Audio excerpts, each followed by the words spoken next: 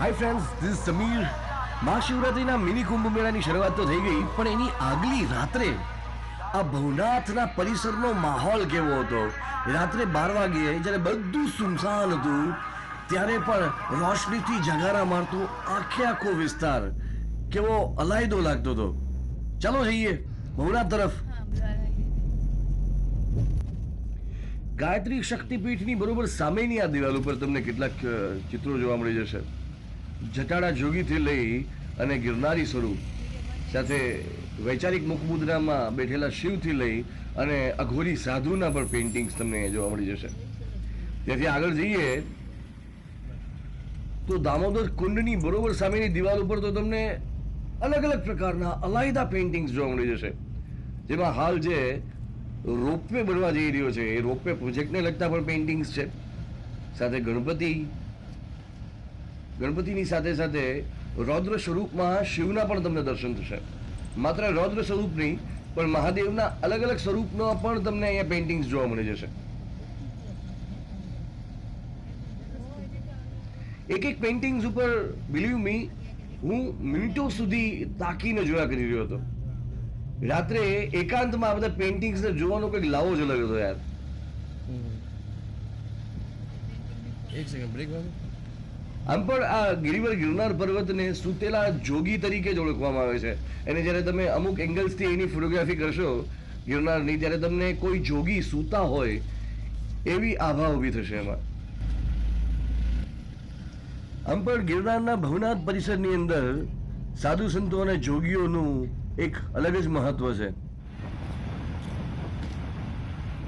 ત્યાંથી અમે રાત્રે અલગ અલગ રાવટીઓ પણ જોઈ. પોલીસ ડિપાર્ટમેન્ટ અને ફોરેસ્ટ ડિપાર્ટમેન્ટ પણ પોતાના કામે લાગી ગયા હતા. એ લોકો પણ તાપણા કરી અને ઠંડીની સામે હૂંફ મેળવી રહ્યા હતા.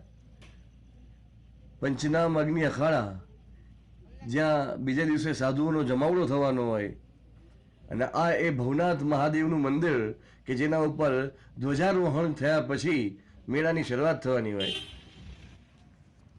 અને એમાં ઝગમગાટ કરતી રોશનીમાં આ બધી ઇમારતો જે લાગી રહી હતી યાર, હું તમને શું વર્ણન કરીને કહું.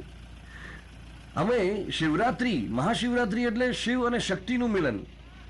શિવ અને શક્તિના મિલન પહેલા જાણે મહાદેવે ખુદ આદેશ કરી અને દિવ્ય જ્યોતિને, મહાજ્યોતિને આદેશ કરીને કીધું હોય કે જા મારા ભવનાથ પરિસરને રોશન કરી દે. અને એ રીતે જ્યારે ખુદ દિવ્ય જ્યોતિ અહીંયા ઉતરી આવ્યો હોય, એ જ રીતે તો આખું પરિસર સોનેરી આભા પહેરીને બેસી ગયું એવું લાગતું હતું. જોકે મેળો શરૂ થાય એની આગલી રાત, એટલે આમ જોવો તો હજુ પબ્લિક એટલું બધું અહીંયા જાગૃત નહોતું, એટલે જાગતું નહોતું. અને અહીંયા એવા કાર્યક્રમો પણ આગલી રાત્રે નહોતા. પણ જે જગ્યાએ બીજા દિવસથી આખી રાત અને દિવસ ધમધમાટ થવાનો હોય, જ્યાં મેળાનો માહોલ ચરમસીમા પર રહેવાનો હોય, અલગ અલગ પ્રકારના કાર્યક્રમો યોજાવાના હોય, અન્ય ક્ષેત્રો ઉતારાઓથી આખું ભવનાથ પરિસર ચક્કાજામ થવાનું હોય, ત્યાં પ્રકૃતિ ખુદ આગલી રાત્રે બધાને નીરવ શાંતિવાળી આગોશમાં પોઢાડી દેતી હોય એવી એક અલગ પ્રકારની ફીલ આવતી હતી મને. અને એમાં પણ આ બધા પેઇન્ટિંગ્સ જાણે દેવલોકની કોઈ પ્રતીતિ કરાવતા હોય, કૈલાશની પ્રતીતિ કરાવતા હોય. આ વખતે ગિરનાર શિવરાત્રિનો આ મિની કુંભ મેળો ખરેખર અલાયદો રહેશે. અને એમાં પણ સૌથી વધારે મોટું યોગદાન આ બધા પેઇન્ટર્સનું રહેશે કે જેણે દિવસો સુધી મહેનત કરી અને આ તમામ દિવાલોને શિવમય બનાવી દીધી હતી. બિલીવ મી, આગલી રાત્રે આ શાંત જગ્યામાં, આ રોશન થયેલી જગ્યામાં હું પણ એક બીજી રીતે શિવમય થઈ ગયો હતો.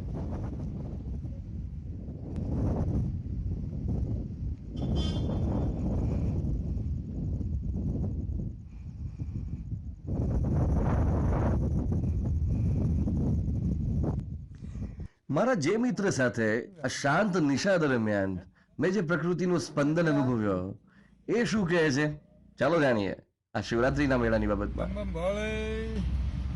જ્યાં વસે છે શિવ હજરા હજુર, જો કરવી હોય તમારે ખાતરી તો આવો ને માણો અમારા જુનાગઢની શિવરાત્રી.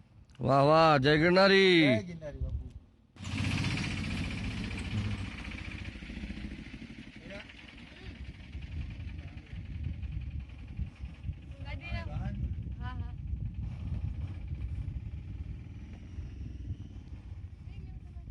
હમ દૂરથી મને જ્યારે સરફેસ બધું ઓપન લાગે ને ત્યારે ન ગમે.